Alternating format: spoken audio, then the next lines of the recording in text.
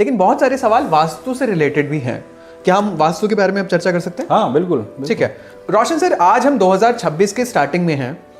आज जहां जमीन को लेकर इस देश में इतने मुद्दे हैं, इतनी पॉपुलेशन है, 2 BHK 1 BHK, कहाँ हम वास्तु की बात कर रहे हैं? ये चीजें एग्जिस्ट भी करती हैं? आपका क्वेश्चन बहुत अच्छा लगा मेरे को। बेसिकली आप ये सोचो, वास्तु क्या था? पंच तत्वों को बैलेंस करना। ठीक है। ठीक है। अगर आप आज भी गांव, मैं आपको कोरिलेट कर देता हूँ, आप गांव वाले घरों में जाओ या आप रिसर्च करो, आप खुद ही जाओ किसी यूपी तरफ चले जाओ, बिहार की तरफ चले जाओ, आपको घर मिलेंगे, घर में ना एक हनुमान जी का झंडा मिलेगा। ठीक है। वो झंडा कई लोग तो आजकल छत पे बांधते हैं, पर सच बात ये थी कि वो जमीन से लेकर आपके आंगन में होता था और ऊपर तक होता था। वो क्यों होता था? वो इसलिए होता था कि पृथ्वी तत्व और आकाश तत्व को बैलेंस करने के लिए। वास्तु, अगर वास्तु 100% है, क्योंकि विश्वकर्मा जी का है, वास्तु तो काम करता है, लेकिन क्या अपार्टमेंट में पॉसिबल है? वास्तु क्या है? वास्तु के लिए आपको फार्म लैंड चाहिए, या आपने चलो 1000 गज का प्लॉट लिया तो मैं 200 गज में बना लूंगा। ठीक है। आप एक कोने में भी बना रहे हो तब भी वास्तु कैसे पॉसिबल है? आपको चारों तरफ से खुला चाहिए। बिल्कुल। तो उसमें वास्तु काम करता है 100%। आप अपनी लैंड का उत्तर पर जो होता है वो नीचे रख लो, साउथ को ऊंचा कर लो, साउथ को बिल्कुल हैवी कर दो। ठीक है। अपार्टमेंट में लग्जरीज चाहिए। बिल्कुल। मेरे जी 3 बच्चे हैं, सबको अलग अलग कमरा चाहिए और सबको वॉशरूम चाहिए। बिल्कुल। और फिर तो कोई ना कोई डायरेक्शन आ ही जाएगी। हाँ, और वॉशरूम भी लग्जरीज, मतलब वार्डरोब भी वही होने चाहिए और बाथटब होना चाहिए, सब कुछ होना है। अब आप एक बात, आजकल वार्डरोब होते हैं, वहीं पे लोग अपना चेंज करते हैं। ठीक है। वास्तु क्या, ये क्या, सॉरी, टॉयलेट को क्या बोला गया? राहु। आप वहीं कपड़े रख रहे हो, वहीं चेंज कर रहे हो, राहु को वहीं से लेके जा रहे हो। तो वार्डरोब्स का ये तो नए बिल्डर्स ने ले आए या लग्जरीज ले आई कायदे से। तो देखो, सच बोलूं तो आप पुरानी बुक्स पढ़ो, टॉयलेट बाथरूम का कोई लिंक ही नहीं है वास्तु में। अच्छा। टॉयलेट बाथरूम हमेशा घर के बाहर रहते थे, कभी घर के अंदर टॉयलेट बाथरूम नहीं होते थे। बट मैं डिनाई नहीं कर रहा, आजकल पॉसिबल नहीं है, मैं ये थोड़ा ना कह रहा हूँ कि गलत है। बट आपने एक अपार्टमेंट लिया, आपने नॉर्थ ईस्ट ठीक रख लिया, ठीक है, पर साउथ वेस्ट ठीक रख लोगे, साउथ ईस्ट ठीक रख लोगे, किसी कोने में कुछ तो आएगा। तो कैसे पॉसिबल? और मैं आज आपके पॉडकास्ट के माध्यम से मैं एक चीज और बता देता हूँ, everything is your horoscope. Vastu भी आपके हॉरोस्कोप से ही लिंक्ड है। वास्तु हॉरोस्कोप से लिंक्ड है? या 110%। कैसे सर? अब आपकी कुंडली में राहु की महादशा चल रही है, आप ढूंढते ढूंढते थक जाओगे, आप अच्छे वाला वास्तु वाला घर नहीं ढूंढ पाओगे। और ज़्यादातर आपको 4 नंबर के घर मिलेंगे क्योंकि आपका, या 7 नंबर के घर मिलेंगे क्योंकि आपका राहु चल रहा है। दूसरी बात, मेरे को बोलना नहीं चाहिए, मैं बोल रहा हूँ कि नेगेटिव घर मिलते हैं राहु की दशा में। आप वास्तु तो करा लोगे। अब मेरे पास कई केस आए हैं, सर हमने तो वास्तु करा लिया, हमने तो सब कुछ करके देखा था, हमने तो बड़ा अच्छा घर लिया था। मैंने कहा आपने राहु की महादशा में लिया, आपका घर नेगेटिव है, या तो आपके घर के पास शमशान है, या ऑलरेडी ये जमीन ऐसी थी, या ये हॉन्टेड है।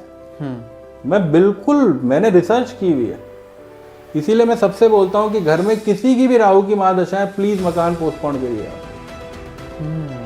सर अभी तक जो वास्तु कंसल्टेंट हैं इंडिया में, मैं मेजॉरिटी ऑफ वास्तु कंसल्टेंट की बात कर रहा हूँ, वो फ्लैट्स को भी बता देते हैं कि इसमें आपको ये चेंज करना है, इसमें आपको ये चेंज करना है। तो क्या कह सकते हैं कि सिर्फ धंधा चल रहा है उनका? सर देखो, कहते हैं ना, मरता क्या नहीं करता।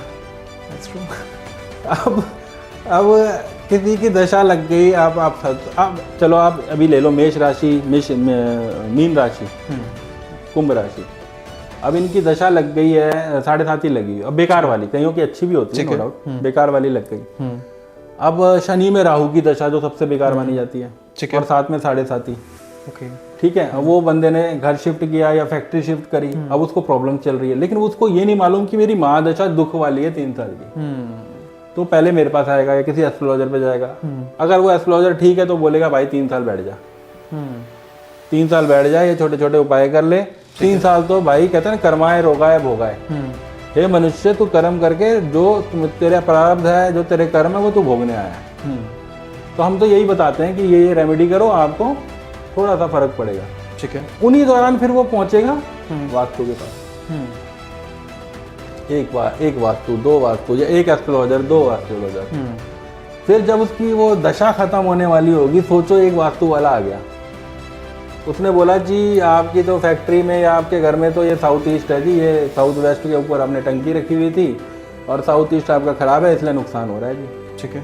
उसने थोड़ा बहुत सही करा दिया, लेकिन वो इंसान सही डायरेक्शन में कब आया? जब उसकी वो दशा सही हुई। तो इसीलिए आप पूरे परिवार के हॉरोस्कोप दिखाओ और साथ में वास्तु करो। ठीक है सर, जब हम वास्तु की बात कर रहे हैं, घर की बात कर रहे हैं, तो थोड़ी सी हम बात कर लेते हैं गृह प्रवेश के बारे में भी। गृह प्रवेश में लोग पूजा कराते हैं, तो उस पूजा का क्या महत्व होता है? बहुत, ये मैं आपको बिना क्वेश्चन के आंसर देने वाला था, मैं इसी पे आ रहा था। ओके। अब एक बार बताओ, आपने घर बहुत अच्छा ले लिया, ठीक है, घर में कितने देवी देवता होते हैं वास्तु में? शायद 84 होते हैं, मुझे अभी ठीक है पता। आपने घर तो ले लिया, आपने गृह प्रवेश अच्छा नहीं कराया, तो कहेगा वास्तु? आपने भोग ही नहीं दिया उनको। नॉर्थ ईस्ट तो उनका मुंह ही है ना। बिल्कुल। मैं इस पॉडकास्ट के माध्यम से कह रहा हूँ आपका, हाँ, एक उत्तर कहते हैं ना, नॉर्थ ईस्ट और साउथ वेस्ट का मकान नहीं होना चाहिए, नॉर्थ ईस्ट में टॉयलेट या किचन नहीं होना चाहिए, उसके अलावा सब चलता है। मैं क्लियर बोल रहा हूँ आपको, किसी वहमों में मत आओ।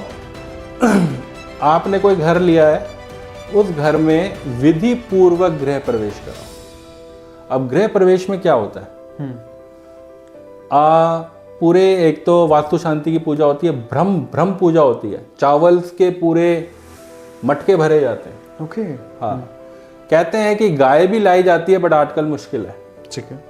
गाय को घुमाया जाता है उसमें, गाय के बछड़े को, तो उसकी जगह आजकल पंडित जी गाय का गोबर ले आते हैं।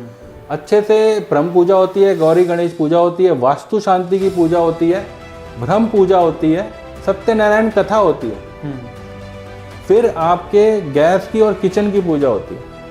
ठीक है। नॉर्थ ईस्ट में पूजा होकर भोग लगता है और आपके साउथ ईस्ट में हवन होता है। अब क्या हुआ? नॉर्थ ईस्ट में भोग लग गया, यानी वास्तु पूजा हुई। ठीक है। वास्तु जी को भोग लग गया। नॉर्थ ईस्ट में आपने अग्नि की शांति करवा ली। ठीक है। वास्तु शांति होगी।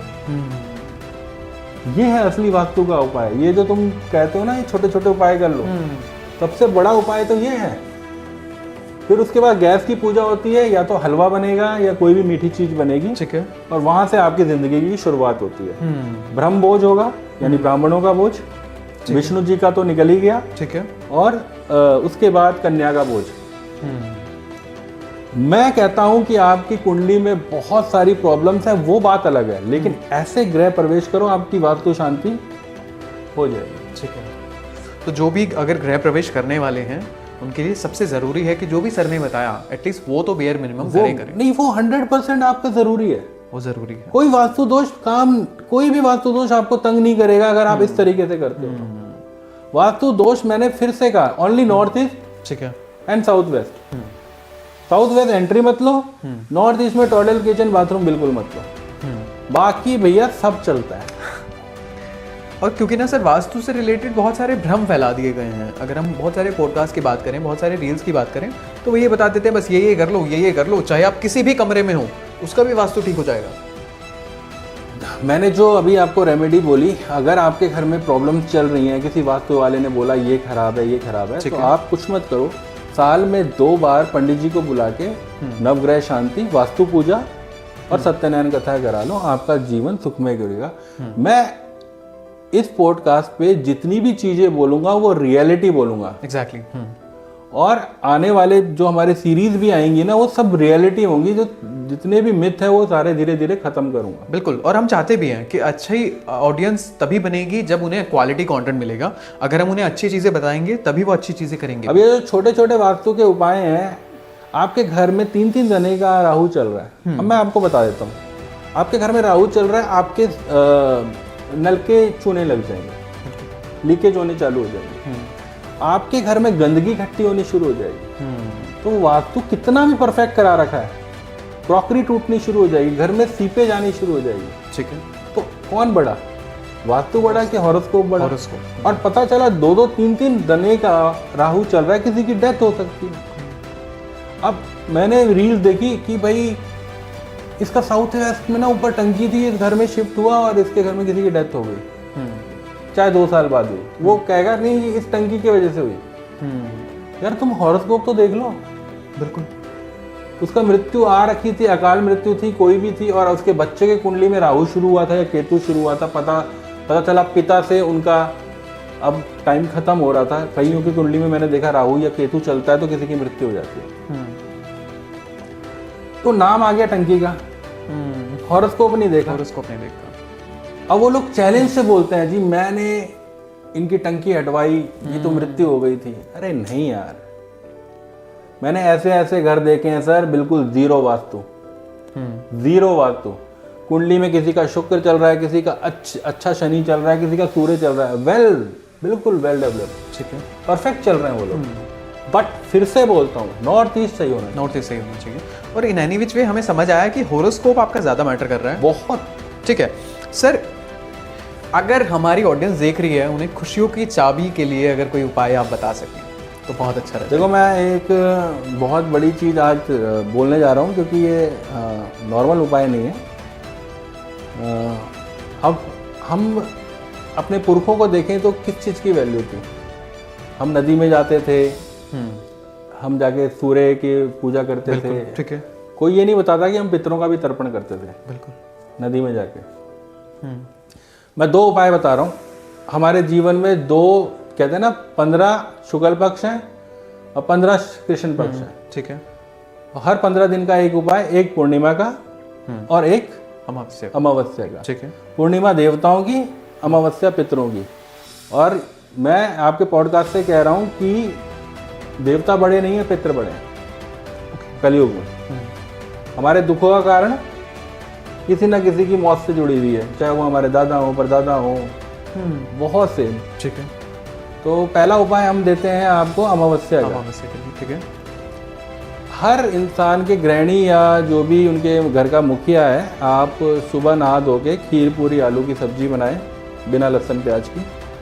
घर में साफ सफाई करके साउथ फेस करके देसी घी का एक दीपक जला लो। साथ में 7 अगरबत्ती जलाओ, 7 फूल, कोई भी वाइट फूल चढ़ाओ वहाँ पे।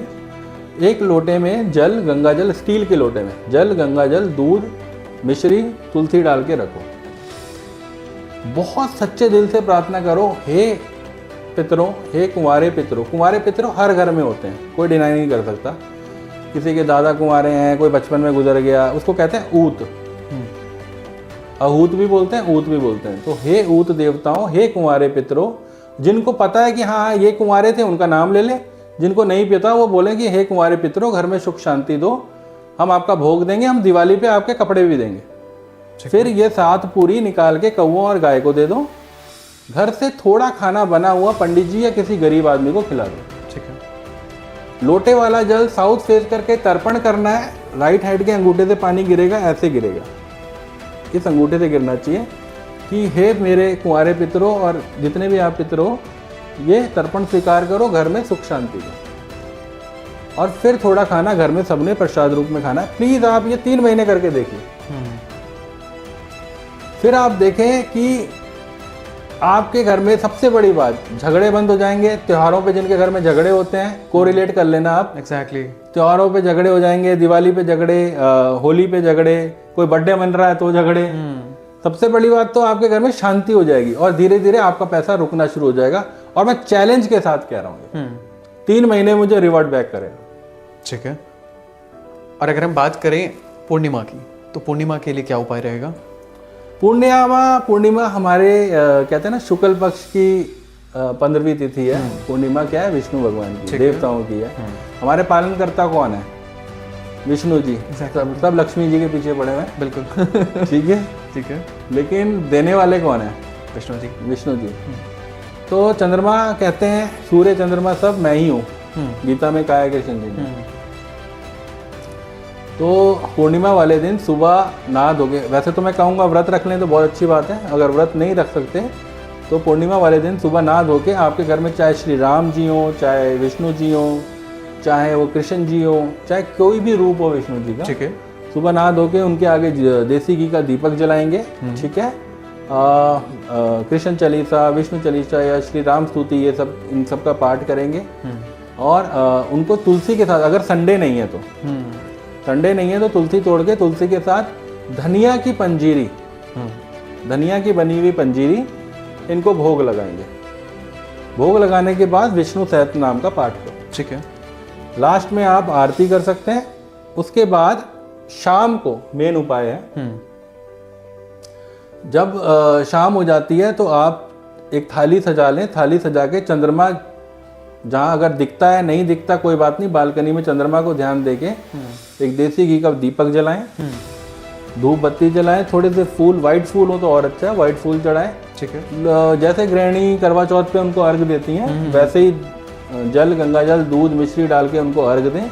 और एक बहुत अच्छी सी खीर बना के उनको प्यार से भोग लगाएं कि हे चंद्रदेव, चंद्रमा क्या है, चंद्रमा के बिना भी धन नहीं है, ओके, चंद्रमा के बिना धन नहीं है, चंद्रमा के बिना शांति नहीं है। तो हे चंद्रदेव, हमारे पूरे परिवार का मन शांत रखो, और पूरे परिवार और हमारे को किसी से, हमारे घर में इतनी बरकत दो कि हमारे को किसी से लोन लेने की जरूरत ना पड़े। एग्जैक्टली। और आप 6 महीने में देखो ना आपके घर में कितना अच्छा प्रभाव आ रहा है। और ये मैं उपाय नहीं दे रहा, ये तो ऑलरेडी था, लोगों को पता नहीं था, बिल्कुल, हमारे पुरखों को पता था ये। और खुशियों की चाबी वही तो है, हैप्पीनेस, सुकून। हाँ, सुकून, कि आपको जो भी जिंदगी में चाहिए उसके साथ साथ आप सुकून में रहें, खुश रहें, वही आपको खुशियों की चाबी। बिल्कुल। और मैं आपको चैलेंज कर रहा हूँ, 3 महीने में आपको ना फर्क पड़े तो मुझे बोलना। जो भी हमारी ऑडियंस में से ये उपाय करे वो प्लीज़ कमेंट सेक्शन में आके लिख देना, और सर को भी पर्सनली आप इंस्टाग्राम पे मैसेज कर सकते हैं रिगार्डिंग दिस। सर, अभी नया साल आने वाला है 1-2 दिनों में, अगर हम बात करें कि 1 तारीख को अगर हमें कोई रेमेडी करनी हो, 31 को कोई रेमेडी करनी हो, कोई महा उपाय जिससे पूरा साल इंसान का बहुत बढ़िया निकले, तो क्या एक ऐसा उपाय होगा? देखो, जयंती ले लो या शौकीन लोग ले लो, 31 को तो पार्टी सबसे ठीक है, ठीक है। लेकिन आप एक चीज़ ज़रूर सबको बोलता हूँ कि ध्यान से बाहर ना निकलें, बाहर घर में हाउस पार्टी गुड। पता नहीं आप लोगों ने देखा नहीं देखा, 31 और 1 के एक्सीडेंट बहुत होते हैं, ध्यान दिया कि नहीं दिया, तो प्लीज़ अपना सब लोग ध्यान रखें। 31 को पड़ रही है एकादशी, तो काफ़ी पार्टियां तो वैसे ही कैंसिल हो गई होंगी। एग्जैक्टली। तो 31 की आप ये 31 कहते हैं ना, 1 तारीख पड़ रही है हमारी द्वादशी, वेरी गुड, मतलब तुलसी के लिए तो बेस्ट है, तुलसी माता के लिए, ठीक है, लक्ष्मी जी के लिए बेस्ट है। तो 31 को भी ये उपाय है और 30 को 1 को भी है। 31 को आपको सुबह उठ के विष्णु भगवान की, जैसे मैंने अभी पहले भी बोला था, विष्णु भगवान की पूजा करनी है, जितना हो सके पंजीरी का भोग, 5 फल, मीठा पान, ये सब चढ़ाना, और विष्णु सहस्त्र नाम का पाठ जरूर करना 31 की सुबह। शाम को आप अपनी पार्टीज करें, कोई मना नहीं है, ठीक है, ठीक है। हाँ, शाम को भी आप अपनी पार्टी करनी है, आरती वारती के बाद ही करना, आरती के बाद भगवान श्री कृष्ण को भोग, क्योंकि एकादशी है। मेन है 1 तारीख को, अब हमारा एक नया साल शुरू हो रहा है। बिल्कुल। हर कोई चाहता है मेरा नया साल, सूर्य का साल है, सूर्य का साल है, बिल्कुल। हर कोई चाहता है कि मेरा नया साल बहुत अच्छा जाए। सूर्य कौन है? फिर से वही विष्णु भगवान, ठीक है। तो द्वादशी पड़ रही है, तो आप सबसे पहले देखो, मैं सबसे गुजारिश करूंगा कि सुबह उठ के नहा धो के घर की अच्छे से सफाई, जैसे हम दिवाली मनाते हैं वैसे ही सफाई करके अपना जो भी है अपनी पूजा वूजा करनी है। वो पूजा करने के बाद आपको तुलसी की पूजा करनी है, तुलसी में देसी घी का दीपक जलाना है, और उनको श्रृंगार चढ़ाओ, खीर का भोग लगा सकते हो या पंजीरी का भोग लगाओ, उनको श्रृंगार जरूर चढ़ाना, हल्दी जरूर चढ़ाना ताकि आरोग्यता रहे घर में। और सुबह और शाम 1 तारीख को तुलसी माँ की पूजा करो कि हे लक्ष्मी माँ, हे लक्ष्मी स्वरूपा, मेरे घर में हमेशा लक्ष्मी की कमी ना हो, मेरे घर में सुख शांति हो। ठीक है, आप ये करके देखना, आपके 1 तारीख से लेकर 31/2026 बैलेंस रहेगा। दूसरा, प्लीज किसी न किसी मंदिर जरूर जाएं। 1 तारीख को। 1 तारीख को कम से कम बच्चे नहीं जा रहे, कोई नहीं जा रहे, जो भी मुखिया परिवार में से मुखिया है वो कपल जरूर जाए। ठीक है। जो भी आपके इष्ट हैं, हनुमान जी हैं, माता रानी है, तो माता रानी पे अगर आप जा रहे हैं या हनुमान जी पे जा रहे हैं, पान जरूर चढ़ाएं। ठीक है। माता रानी पे जा रहे हो, जायफल जरूर चढ़ाएं। हनुमान जी पे जा रहे हो, नारियल जरूर चढ़ाएं। पान का बहुत बड़ा महत्व है। पान क्या होता है? बीड़ा होता है। ठीक है। मीठा पान। और वो बीड़ा दे के बोलना, मैं आपको बीड़ा दे रहा हूँ हे बजरंगबली या हे माता रानी, मैं आपको पूरे साल का बीड़ा दे रहा हूँ। ठीक है। बीड़ा मतलब काम देना, काम। कि मेरा घर परिवार सुरक्षित रहे और मेरे घर में लक्ष्मी की कृपा बनी रहे। ये जेन्युइन उपाय है। मैं कोई आपको ये नहीं बोल रहा नदी में जाके ये फेंक दो, एग्जैक्टली 11 बादाम डाल दो, या वो टोटके टाइप के वायरल करने के लिए जो बोलते हैं। मैं आपको जेन्युइन चीजें बोल रहा हूँ।